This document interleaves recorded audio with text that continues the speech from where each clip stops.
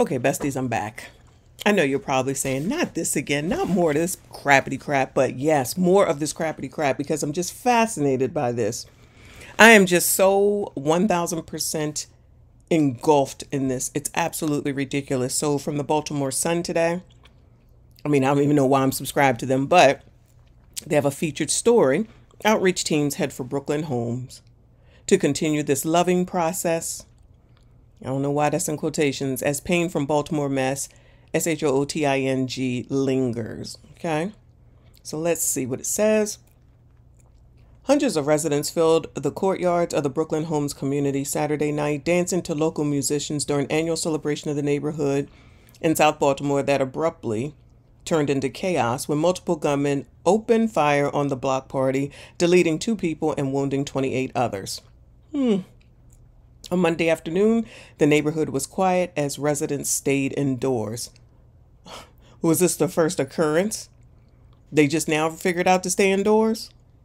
It looks straight like a lockdown, said the Reverend Sean Freeman, a member of a Baltimore outreach group that led a Monday evening peace march through the Brooklyn neighborhood to Gretna Court, where the largest mass in the city's recent memory unfolded shortly after midnight on Sunday. Okay, 12:30 a.m. as we all recall, all right? So they back acting like C-19 is back. They back like the pandemic, even though I'm pretty sure during the pandemic they was all outside. That's me saying allegedly. I don't know, child.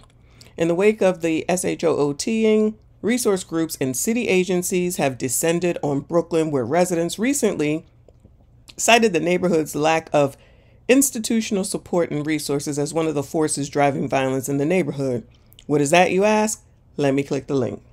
Neighbors, residents respond to Brooklyn Homes SHOOTing, saying that we are the forgotten ones. Okay.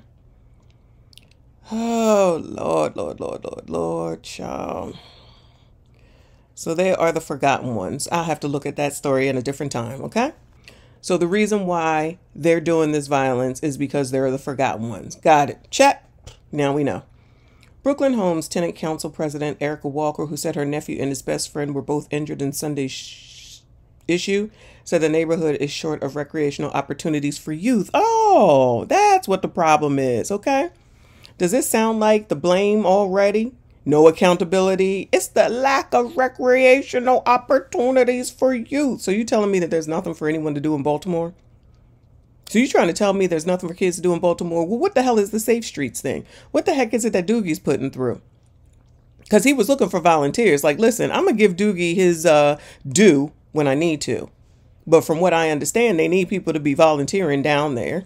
You telling me that there's no summer options available for teenagers? Is that what we're trying to say here? You trying to tell me that you can make your way to be a squeegee kid? And I don't know that that's what these people do. But you can't make your way anywhere to be at McDonald's, Burger King, to work for the summer, deliver newspapers if people still do that? Nothing? So you telling me there's just no way? There's nothing? No opportunity at all? Okay. Maybe it's just me. Those of y'all in Brooklyn or in Baltimore, let me know.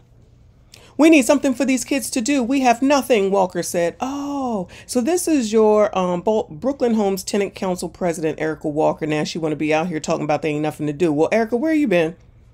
Child, where you been? And if there's nothing for kids to do, please don't try to act like getting a GUN is the damn answer.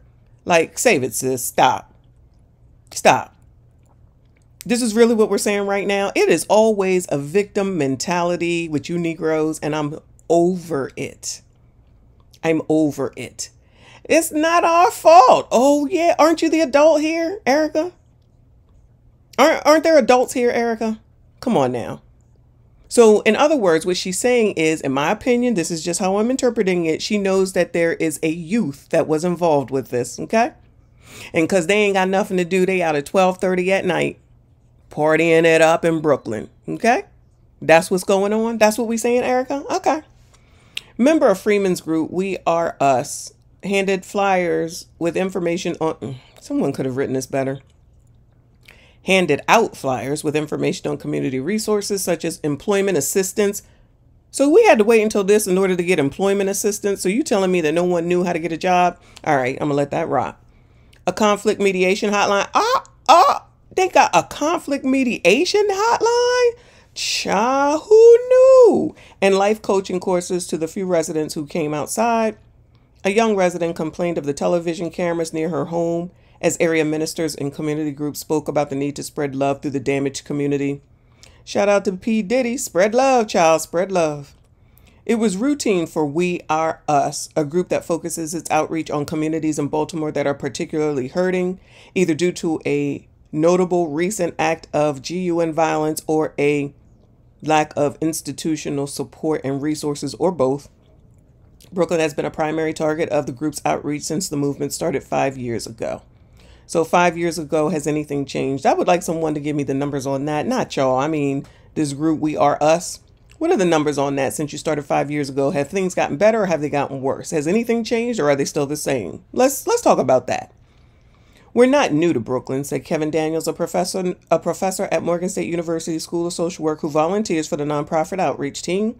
We're going to continue this loving process. Well, can you explain to me what this loving process means exactly? Like, I'm a little confused. You gonna go out there and say, we love you, we love you, love you, love you. Aiming to guide boys and young men in Baltimore. Oh, so we kind of see where most of the problem is. I mean, y'all, don't get mad at me. It is what it is. Most of the people that's doing these masses are males, whether they black, white, red, brown, or orange. It's males for the most part, okay? Like 99.9% it's males, okay? We Are Us offers a seasonal mentoring program for teens and young adults. Well, you've been in the community for 5 years, so this is something that I'm sure you've offered, you've told them about and all that type stuff. So are they taking advantage of it or not? Because you know you can't make anyone do anything. And if you don't have the parents saying this is what you need to do, this is where you need to go, they're not having them do it, then let me stop. Let me get out of there. Shout out to Obsidian. Let me get out of there. Where life coaches lead weekly courses in Baltimore's East and West sides. The group also runs a 24/7 conflict resolution hotline and partners with the city government for an employment program that connects young people with jobs. Well, that's good. That's positive. All right, y'all. If you call us today, we'll have you at least an interview by Thursday. The Reverend Corey Barnes, the group's director of operations, said Monday, noting many employment opportunities offered by the group are friendly for those carrying criminal convictions or a history of substance abuse. So it sounds like they got options and opportunities for most people here, okay? Earlier Monday, representatives from city agencies and local organizations set up tables in the Brooklyn Homes Community Center, shout out to y'all, which Baltimore Mayor Brandon Scott said Sunday would become a central place for various city agencies to provide residents immediate aid and services in the neighborhood. So shout out to Doogie for trying to do something. You can have this organization come in, We Are Us. You can have Doogie come in. You can have the police come in. You can have everyone come in. But if the people who are there don't want to change and they don't want to do anything, none of this is going to work. This is the part where I think a lot of people are missing the damn point of all of this. You can offer all the things that you want to. These people have been here for 5 years and yet this is still going on. So is it really the We Are Us people? Is it really the We Are Us people? I don't know. Y'all let me know. Cyrus Newsom, Director of Transformation Health, promoted the Mental Health Center's Therapeutic Dance Hall along with its other services. With locations in Baltimore City and Odenton in Anne Arundel County, the organization offers counseling and psychiatric care to people with Medicaid. Okay, so now you're able to go see a psychiatrist, a doctor, get some medicine, all that type of stuff that I'll always be saying, so you can get some counseling. Those services are already here. In Baltimore, dancing is healing and everyone dances, he said. It's just a way to release the whole week's issues and problems. Well, we know Negroes like to dance, okay? She said she arrived in Brooklyn on Sunday afternoon where workers from the therapy center reconnected with at least one former patient. Reconnected with at least one former patient. On Monday afternoon, she talked animatedly with a group of teenage girls who said they fled the gunfire Sunday morning. Right now, this is the trauma part. I agree. The heavy part. But eventually, we need to have some healing. State Delegate Gary Simmons, whose Anne Arundel district includes Brooklyn Park, was at the community center Monday to offer help as a Red Cross volunteer. People here refuse it because they don't think it'll last, Simmons said, adding that he believed the city was committed to a lasting response. Here's the thing. They can believe that it's not going to last, but things are only work if you work it. That goes for anything. No one is going to force you. No one is going to make you. Nobody's going to continue to check on you. Nobody's going to follow up behind you. Like, these people are doing whatever they're doing for time frame they doing it for, right? But if you're not going to take advantage of it and work it and continue and ask questions and participate and make sure you do whatever needs to be done in order to get the help that you need, no one else can do that for you. Now, I'm not talking about the kids, all right? I'm talking about their parents, because at the end of the day, they have to give the okay for them to do it. They have to give the okay. Are the parents pushing them toward it, or are they just letting them do whatever the hell they want to do? Are they even involved? Do they even care? Okay? I don't see nothing in here talking about parents, all right, at all. Simmons said a resident asked him, do we need a SHOOTing for the help to come? The delegate, who also sits on the Judiciary Committee in the Maryland House of Delegates, called Brooklyn an anti-law enforcement community where people did not want to cooperate with Baltimore police. We already know, right?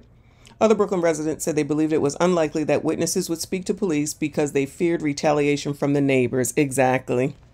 We knew this already, okay? That's confirmation right there. They already know who did it. They already know who did it. They can't say anything because of the no snitching, because it be your own that will take you out because you had the audacity and the nerve to do the right thing and go ahead and let the police know what happened, for the justice for the 2 people who are deleted and the 28 other people who were hurt, harmed, and traumatized. But what happened? But the person is going to say, or the only time you're going to come around is when something like this happens. When else they supposed to come around?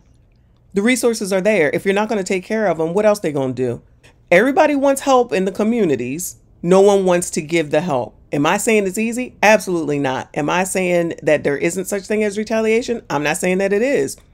But unless somebody is going to get in there and be like, y'all got to stop with this no snitching type stuff and deal with these daggone GANGSs, because at the end of the day, that's what a daggone is, then none of this is going to work. And that ain't on Doogie. That ain't on Ivan. That ain't on the delegates. That ain't on We Are Us. That is on the community at large, because they're the only ones that's going to be able to change it.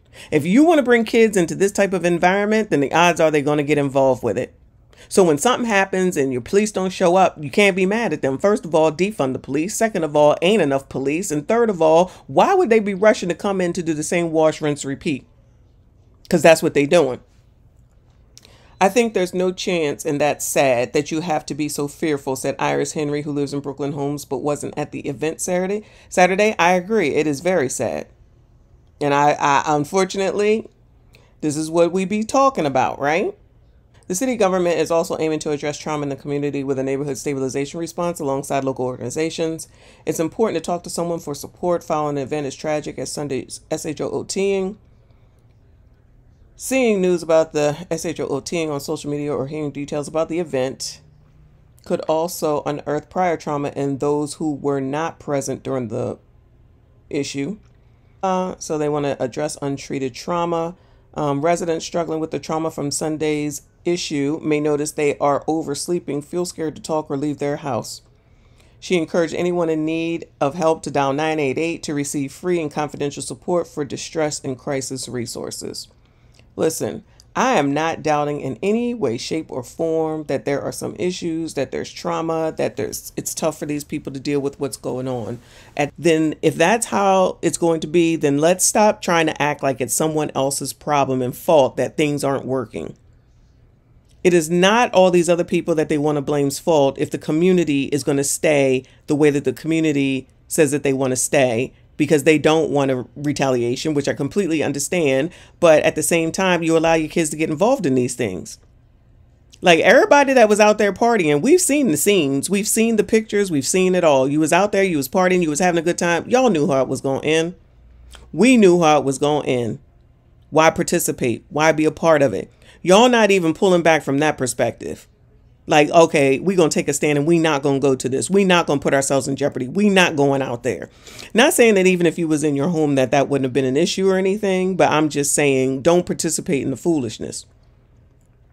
If you're not going to help yourselves, then what is anyone else supposed to do? I mean, is there no compromise anywhere? Does anyone change for anything, for any reason? I swear people just think that if you try to work with someone and make a change, that's just abnormal behavior. We are some traumatized people, okay? And you can blame it on whatever the hell it is that you want. But if you ain't willing to get out there and do the work that needs to be done in order to improve yourself, your life, your kids, and every daggone thing else, then what can anyone else do? That's it. That's all. If you made it this far, I do appreciate you. Please consider subscribing. I will see you all in the next one.